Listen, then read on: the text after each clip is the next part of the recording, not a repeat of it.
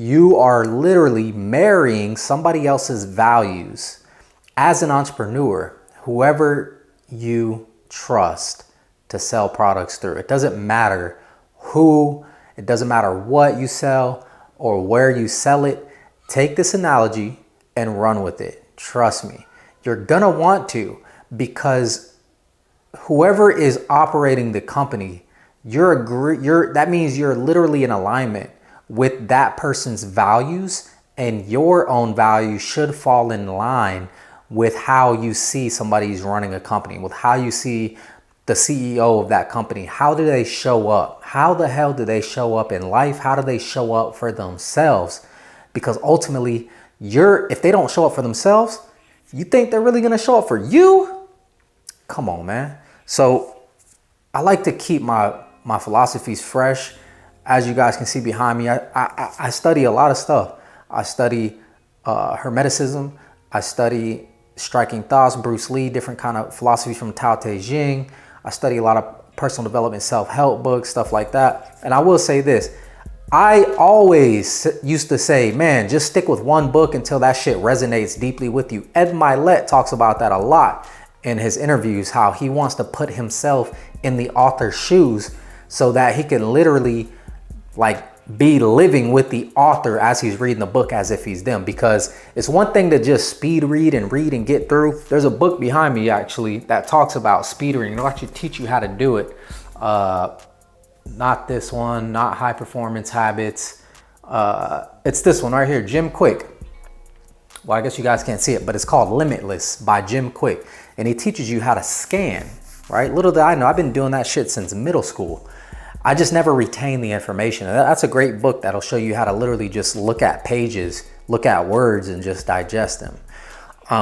But look, guys, I want to talk to you guys about the Kybalion and how some of these principles are just almost like intuition, right? There's 7 principles. You have mentalism, which asserts that consciousness is the indispensable condition of existence. You have correspondence, which is from the oneness.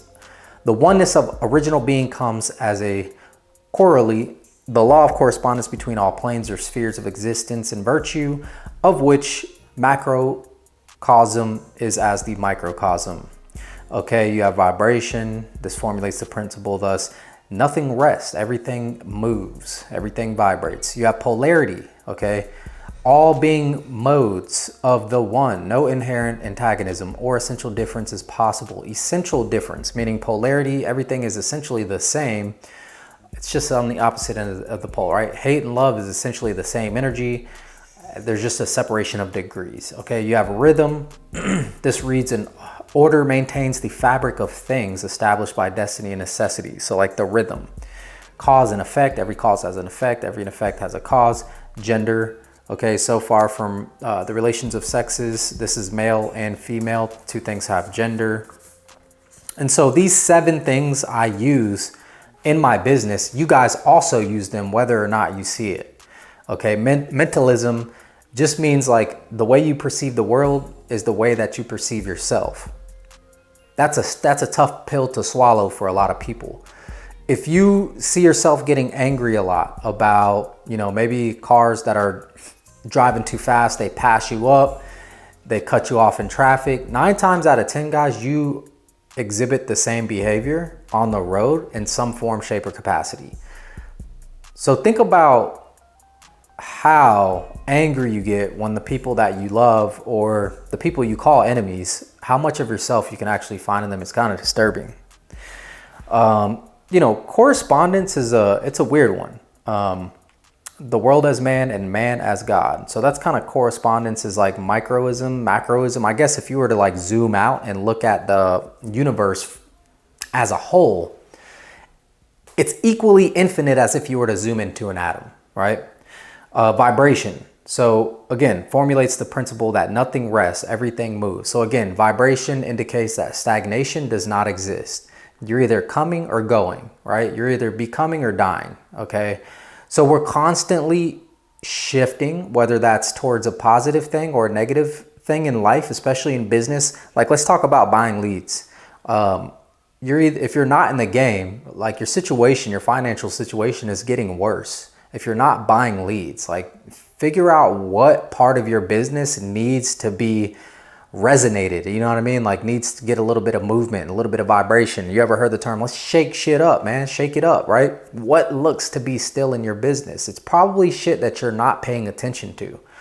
And that brings me to polarity, right, in business. So if you feel like your pitch is not that good, if you feel like you're not making a lot of money, what's on the opposite end of that pole? And I use the word feel because it's the easiest way to translate polarity is through emotions, right? Happy, sad, you know, melancholy, angry, whatever the polar opposite is, it's super simple, right? And then rhythm is very simple as well. I mean, this is why all businesses till this day are able to have things like financial projections, right? Because if you have a steady rhythm in business, a steady rhythm of lead flow, a steady rhythm of calls, that equals, right, cause and effect, which is next, a rhythm of commissions paid, right? A rhythm of chargebacks. So your rhythm, you're able to kind of zoom out and look at the rhythm of business and then predict the future and also tighten up,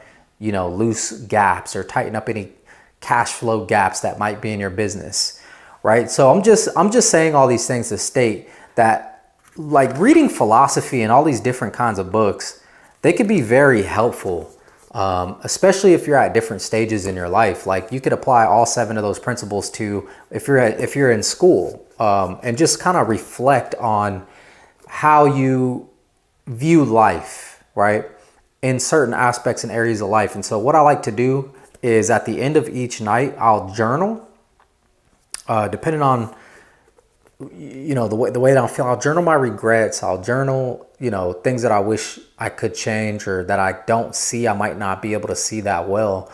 And I'll really try to think about different ways that I could apply philosophy to my life and maybe change things and just ultimately make them better and make myself better as an entrepreneur, make myself better as a content creator, make myself a better father, better husband.